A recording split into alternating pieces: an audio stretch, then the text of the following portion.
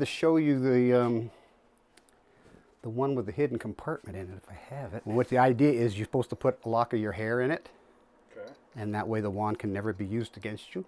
Montana is a magical place, known for grand mountains, giant rivers, and maybe a little bit of hand craftsmanship.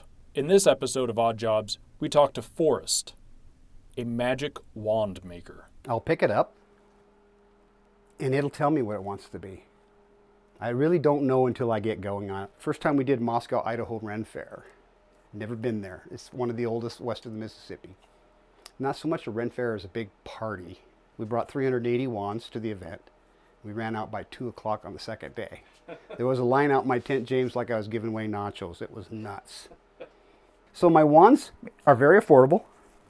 You can get one as little as $10. All three of these are $10 a piece. Or you can go as extravagant as getting to the selenite wand or the snakehead wand, which is $100. If you're at a Ren Fair and you're wearing your costume, you want to be able to wear your wand where you go.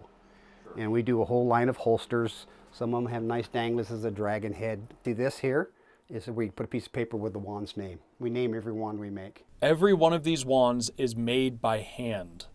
These are just my basic standard wand stock.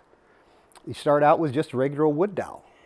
And then we go to the staining, what kind of colors. Everybody gets a different one. All my wands are unique. There are no two alike. First thing you want to do is you want to pick out what finial do we want to put on the wand. We're going to do this blue one. There's a hole in the finial, and I have to put a pin in it, just a little dowel, okay? Because when I finish that, there'll be a nail goes through that post. So then we want to pick out what do we want the handle to be. Here you go, James. This will be better. Let's go with that blue. Cut it to size. We start out, just put it on with hot glue so it'll hold still. And then just let it wait till it sets.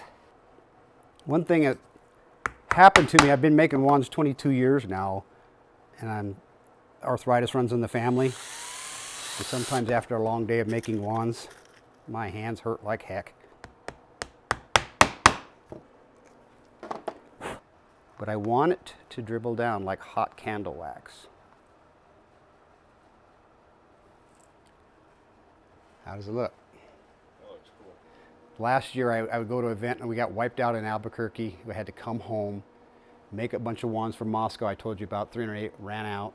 I got an event in 2 weeks. And I don't like being under that kind of pressure because I want to make them beautiful. I want them to be individual instead of just running them off as fast as I can go.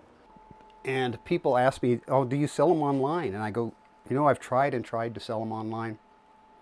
You got to pick them up. It's just, that's what it is. You got to pick them up. But it's just cooler than heck. It's a one-off too, you know. Yeah. Where are you going to find another one? It's the only job I've ever loved, James. In Great Falls, I'm James Rowland, MTN News.